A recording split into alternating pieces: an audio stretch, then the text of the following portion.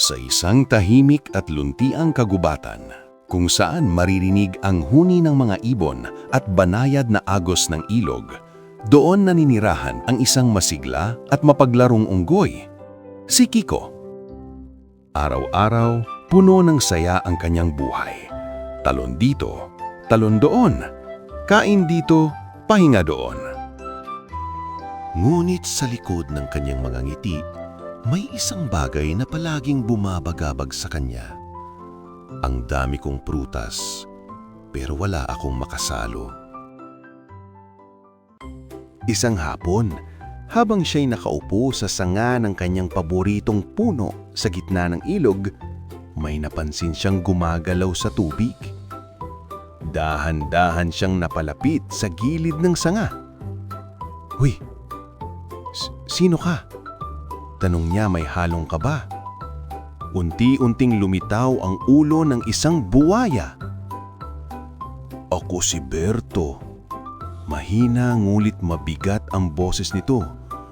"Huwag kang matakot. Hindi kita sasaktan." Napakunot ang noon ni Kiko. "Sigurado ka? Kasi buhaya ka eh." Napabuntong hininga si Berto. "Alam ko, ganon ang tingin sa amin. Pero pagod na rin akong mag-isa." Saglit na natahimik si Kiko. May kung anong kumurot sa kanyang puso. Teka," sabi niya habang pumitas ng isang prutas. "Sige nga, tikman mo to." Ibinato niya ang prutas. Kinagat iyon ni Berto at napapikit. "Ang sarap!" bulong niya, tila hindi makapaniwala. Ngumiti si Kiko. "Marami pa yan.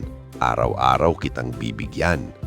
At doon nagsimula ang isang kakaibang pagkakaibigan.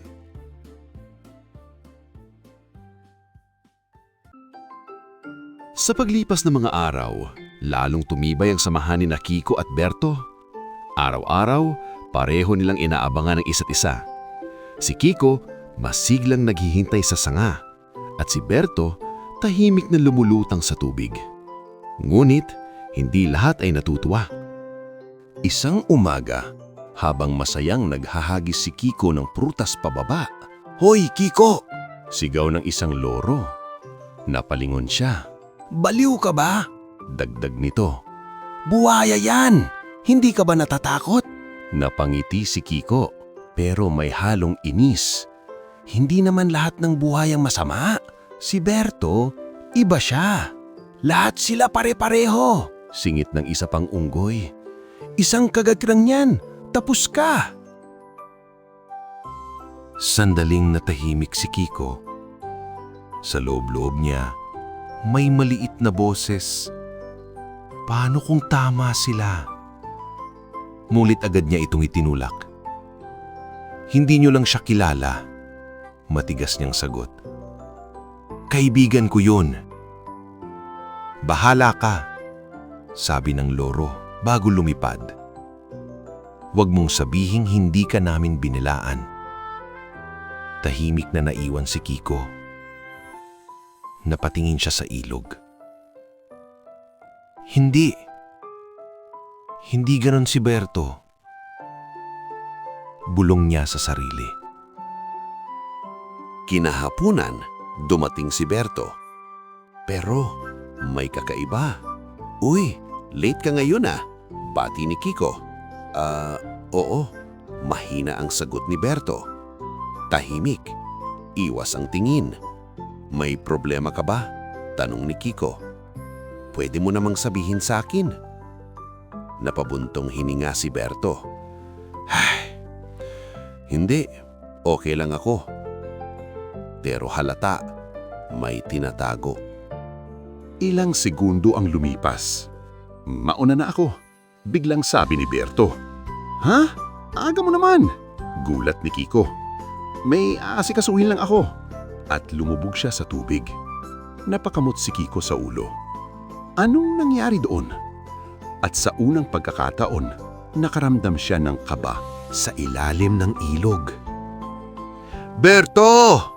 Matigas na sigaw ng kanyang asawa. Hanggang kailan ka magdadala ng prutas? Pero masarap naman, sagot ni Berto. Hindi mo naiintindihan, putol nito. Araw-araw siyang kumakain ng matatamis na bunga. Saglit na katahimikan. Gusto ko ng puso ng unggoy. Nanlamig si Berto. Ano? Hindi pwede yun. Hindi pwede? Galit na sagot ng asawa. Mas mahalaga ba yung kaibigan mo kaysa sa akin? Tahimik si Berto. Naipit siya sa tama at sa obligasyon. Berto, malamig na boses ng asawa. Pamilya mo ako. Napapikit si Berto. Sige, mahina niyang sagot. Patawad, kaibigan. Bulong niya sa sarili. Kinabukasan, dumating si Berto. Pilit ang ngiti niya. Napansin agad ni Kiko. Uy, okay ka lang ba talaga? May sasabihin ako, sabi ni Berto. Ano yun? Gusto ka raw makilala ng asawa ko. Napakunot ang noo ni Kiko. Asawa mo? Ngayon lang yan, ha? Pasasalamat lang daw, sagot ni Berto. Tahimik si Kiko. May kakaibang pakiramdam. Totoo ba to? Bulong sa isip niya. Sige, sagot niya sa huli.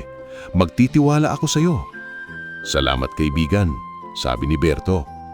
Sumakay si Kiko sa kanyang likod at dahan-dahan silang lumusong sa ilog. Habang nasa gitna sila ng ilog, tahimik, mabigat, kaibigan, mahina ang boses ni Berto. Kinabahan si Kiko. Ano yun? Huminga ng malalim si Berto. Patawad, pero dadalhin kita para kainin ng puso mo. Parang tumigil ang mundo. Nanlaki ang mata ni Kiko. Ngunit pinili niyang manatiling kalmado. Grabe ka naman, pilit niyang biro.